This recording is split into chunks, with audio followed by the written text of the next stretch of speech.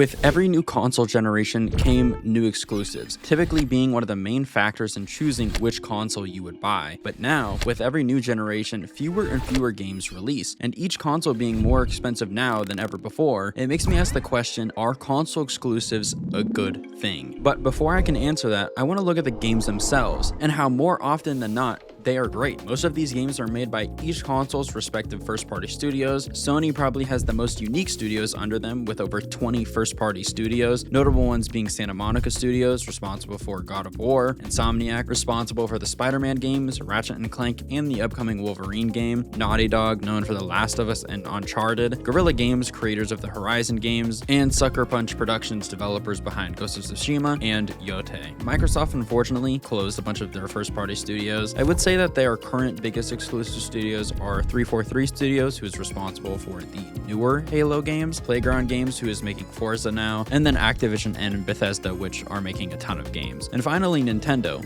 who for the most part make their games themselves, with the exception of HAL Laboratory, who makes Kirby, Intelligent Systems, who makes Fire Emblem, and Game Freak, who's making Pokemon. These games are typically built on custom engines that are extremely well optimized for the hardware that they run on. Guerrilla Games has their own Decima engine, which was not only used for the Horizon games, but the Death Stranding games, which is why both of these games have massive, detailed landscapes that run incredibly well. And a lot of these games are my personal favorite games of all time, and most are extremely well reviewed by players, some even winning Game of the Year. So yes, exclusives are typically better, but there is a catch. You probably can't play them all. Exclusivity does not benefit the consumer. Yeah, a company could make $70 off of you if they sell their game on another console, or they could not and get $570 off of you to buy their console and a game. And at the end of the day, consoles are made to do one thing. If there are no games, then what is the point of buying a console? And that's exactly where Xbox is at. At least looking at their sales compared to the competition, they easily have the worst exclusives and the least amount of them. Even games that aren't first-party Sony titles will often come to PlayStation and PC first. Games like Helldivers 2, one of the most popular games of 2024, had a release date for only PC and PlayStation in February of that year, and came to Xbox over a year later in August of 2025.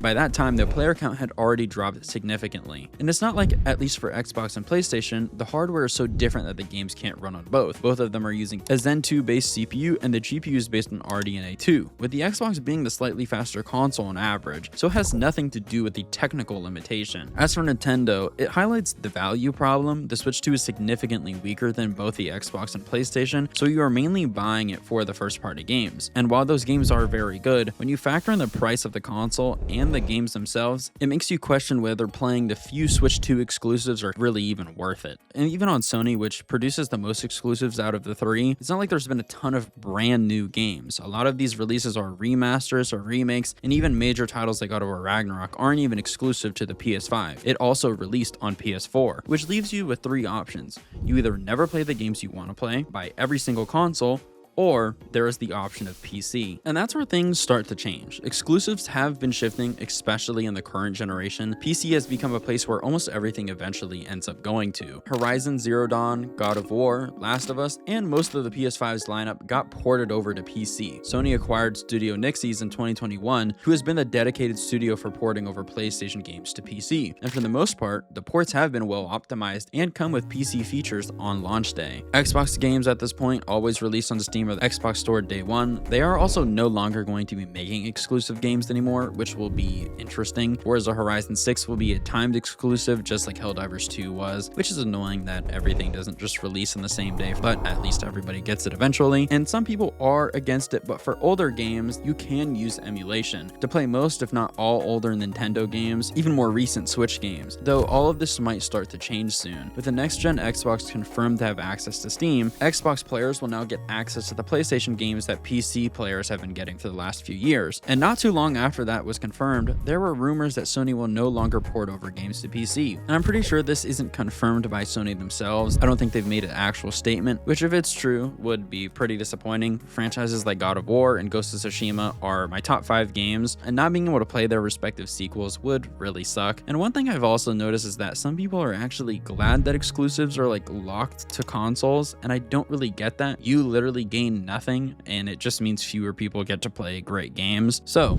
are exclusives good? The games? Yes. Is it a good business decision to kind of separate everybody and make everybody buy a console? Also yes. But is it good for the players? No.